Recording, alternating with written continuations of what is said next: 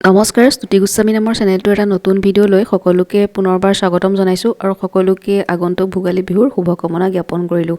আজি মই আপোনালোকৰ মাজলৈ আগবঢ়াইছোঁ বৰপিঠাৰ এটা ৰেচিপি। ভিডিঅ'টো চাই কেনেকুৱা পায় কমেণ্ট কৰিব আৰু যদি আপোনালোকে প্ৰথমবাৰৰ কাৰণে মোৰ চেনেলটো চাই আছে তেনেহ'লে চেনেলটো ছাবস্ক্ৰাইব কৰি লৈ যেন। এতিয়া বলক আমি ভিডিঅ'টোৰ মাজলৈ আগবাঢ়োঁ। বহুতে ইয়াকে মালপোৱা বুলিও কয় আৰু এই ৰেচিপিটোৰ কাৰণে মই প্ৰথমে গুড় লৈছোঁ এই কাপটোৰ জোখাৰে 2 কাপ। প্ৰথমে মই গুড়খিনি গলাই ল'ম আৰু এই গুড়খিনি মই মিহিকৈ চকলিয়াই লৈছোঁ। 2 কাপ গুড় দিছোঁ, লগতে ইয়াতে দিছোঁ 1 কাপ পানী আৰু গোটেইখিনি মই গলিবৰ কাৰণে অকণমান গেছৰ ওপৰত তুলি দিলোঁ। এতিয়া পগাব নালাগে, জাষ্ট গুড়খিনি গলালৈকে এটা উতল আহিব দিলেই হয়। গৰম হৈছে আৰু এটা উতল অহাৰ পাছত যিহেতু গুড়খিনি চকলিয়াই লৈছোঁ নিজেই বিলি যাব পানীৰ লগত। এটা উতল আহিলে গুড়খিনিও গলি গ'ল আৰু মই গেছৰ ফ্লেমটো অফ কৰি এই গুড়ৰ পানীখিনি ঠাণ্ডা হ'বৰ কাৰণে ৰাখি দিলোঁ। ঠাণ্ডা হোৱাৰ পাছতহে মই এইখিনি পিঠা বনাবৰ কাৰণে ব্যৱহাৰ কৰিম। এতিয়া মই এই ঠাণ্ডা হোৱাৰ পাছত গুড়ৰ পানীখিনি এখন চাকনিৰে এটা বেলেগ পাত্ৰত চাকি লৈছোঁ। যিহেতু ইয়াতে কেতিয়াবা বালি চালি কিবা থাকিবও পাৰে। এয়া মই গুড়ৰ পানীখিনি চেকি ল'লোঁ। এতিয়া মই যিটো কাপৰ জোখাৰে গুড় লৈছিলোঁ সেই কাপটোৰ জোখাৰে ইয়াতে পিঠাগুড়ি লৈছোঁ। ইয়াত ভাত খোৱা চাউলৰ পিঠাগুড়ি হয় আৰু এইখিনি কেঁচা পিঠাগুড়িয়ে হয়। প্ৰথমে মই সেই কাপটোৰ জোখাৰে 1 কাপ পিঠাগুড়ি দি গোটেইখিনি গুড়ৰ পানীৰ লগত ভালদৰে মিহলাই ল'ম। পিঠাগুড়িখিনি সম্পূৰ্ণ মিহলি হৈ যোৱালৈকে এইখিনি মিহলাই ল'ব। মই 2 কাপ গুড় ব্যৱহাৰ কৰিছোঁ, গতিকে ইয়াতে 3 কাপ পিঠাগুড়ি ব্যৱহাৰ কৰিম আৰু এটা ভাত খোৱা চাউলৰ পিঠাগুড়িয়ে ব্যৱহাৰ কৰিছোঁ। মিক্সিত খুন্দি লৈছোঁ মই পিঠাগুড়িখিনি আৰু এইখিনি কেঁচা পিঠাগুড়ি হয়, গতিকে পানীটো অকণমান কমাই খহিব। প্ৰথম কাপ পিঠাগুড়ি মিহলি হোৱাৰ পাছত মই দ্বিতীয় কাপ পিঠাগুড়ি দিছোঁ আৰু এইখিনিও ভালকৈ মিহলাই ল'ম।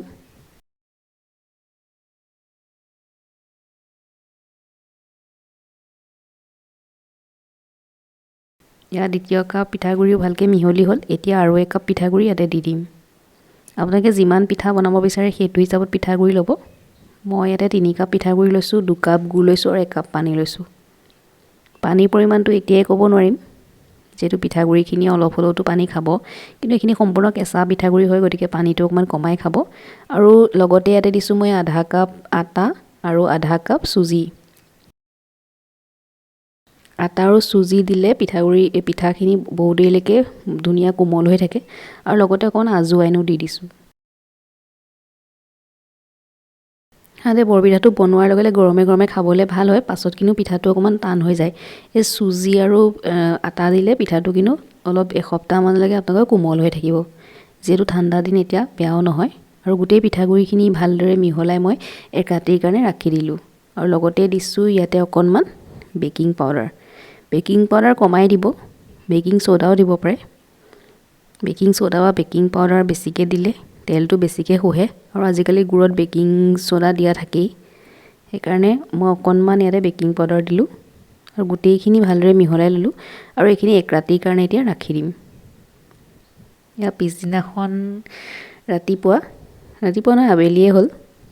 পিঠাগুড়িখিনিয়ে যিমান পানী শুহিলে আৰু লগতে যিহেতু চুজি আৰু আটা দিছিলোঁ সেয়াও পানী শুহিছে। চুজিখিনি ধুনীয়াকৈ মিহলি হৈ গৈছে। সেইকাৰণে অকণমান পনীয়া যোগ কৰিবলৈ ইয়াতে মই অকণমান আকৌ ঠাণ্ডা পানী যোগ কৰিছোঁ। এই পিঠাগুড়িখিনিৰ যিমানটো কনচিষ্টেঞ্চি ৰাখিব লাগে সেইটো পাৰফেক্ট হ'লেহে পিঠাটো ভাল হয়, গতিকে আপোনালোকে মন কৰিব মই কিমানটো কনচিষ্টেঞ্চিত ৰাখিছোঁ। সকলোৱে চাগে বৰপিঠা বনাব জানেই, তথাপিও এইটো সকলোৰে ভাল হৈ নুঠে। মই মোৰ পদ্ধতিটো আগবঢ়ালোঁ। ইয়াক গোটেইখিনি ভালদৰে মিহলাই ল'লোঁ পানী অকণ দি আৰু মই ইমানটো কনচিষ্টেঞ্চি ৰাখিছোঁ। এনেকৈ ওপৰৰ পৰা এৰিলে ৰিবনৰ নিচিনা পৰা হ'ব লাগিব বৰপিঠাটো পাৰফেক্ট হ'বলৈ। আৰু ইয়াতকৈ বেছি পানী নিদিওঁ আৰু এয়া মোৰ বৰপিঠাৰ কাৰণে পিঠাগুড়ি ৰেডি হৈ গ'ল। ইফালে এটা কেৰাহীত মই মিঠাতেল আৰু ৰিফাইন তেল সম পৰিমাণে মিলাই লৈছোঁ আৰু তেলখিনি গৰম হোৱাৰ পাছত মই এহেতা এনেকৈ পিঠাগুড়ি দি দিলোঁ। আৰু যিহেতু তেলৰ পৰিমাণ বেছিকৈ আছে আপোনালোকে লৰামে মিলিব নালাগে, দেখিব লুচিৰ নিচিনাকৈ তলৰ পৰা এইটো ফুলি আহিব। তেলখিনি খালি সম্পূৰ্ণ গৰম কৰি ল'ব ধোঁৱা ওলাই যোৱাকৈ আৰু দেখিলে নহয় লুচিৰ নিচিনাকৈ তলৰ পৰা ফুলি আহিছে। ধোঁৱা ওলাই যোৱাকৈ তেলখিনি গৰম হোৱাৰ পাছতহে পিঠাটো ভাজিব। এটা ছাইড হোৱাৰ পাছত মই ইটো ছাইড লৰাই দিছোঁ আৰু দেখিছেই পূৰা ধুনীয়া লুচিখনৰ নিচিনাকৈ ফুলি আহিছে।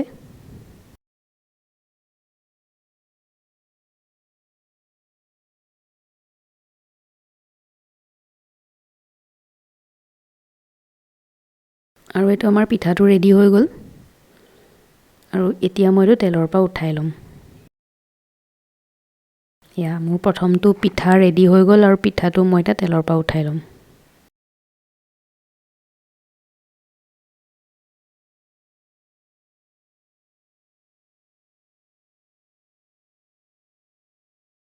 আকৌ একেটা পদ্ধতিয়ে মই আকৌ এহেটা পিঠাগুৰি ইয়াতে দি দিলোঁ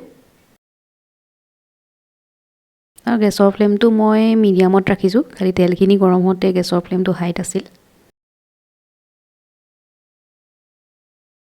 ইয়া এইটো পিঠাও দেখিব তলৰ পৰা লুচিৰ নিচিনাকৈ ফুলি আহিব এয়া ফুলি আহিলে দেখিছে নহয় গতিকে আমাৰ সব পিঠাগুৰিখিনি ধুনীয়াকৈ সনা হৈছিলে ধুনীয়াকৈ পানীও খাইছে চুজিও ধুনীয়াকৈ ফুলি গ'ল সেইকাৰণে পিঠাখিনি ধুনীয়া হৈছে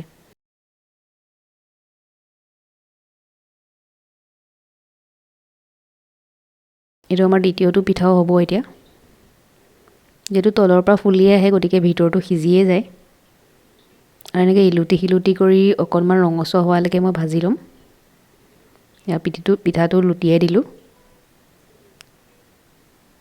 আৰু এইটো পিঠাও ৰেডি হৈ গ'ল আৰু এনেকৈয়ে মই বাকীখিনি পিঠাও ভাজি ল'লোঁ এয়া মোৰ সম্পূৰ্ণ ভাজি হোৱাৰ পাছত বৰপিঠাখিনি খাবলৈ ধুনীয়া হৈছে ফচফচীয়া হৈছে আৰু এইখিনি এসপ্তাহলৈকে কোমলো হৈ থাকিব যিহেতু চুজি দিয়া হৈছে ভিডিঅ'টো চোৱাৰ কাৰণে সকলোলৈকে থাকিলে বহুত বহুত ধন্যবাদ